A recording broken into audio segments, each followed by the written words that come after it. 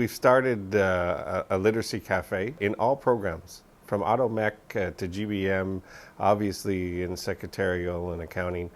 Health also, language is at the forefront, and we have students from all over the world and students from here that struggled in language. So with all students from all programs there at the same time, also builds community and so on and so forth.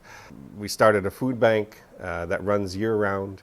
Students feel comfortable to reach out to us if in need, and many students help with providing to the food bank. So again, you could have students providing, and then later on, whatever happens in their life, they need, and we're there for that. No questions asked. So I mean, those are little things that we've started that involves the entire center and is there to reach out to show that we're here to care. What happens in people's personal lives is important to us, so that their education just improves and becomes something that is intertwined with their actual lives.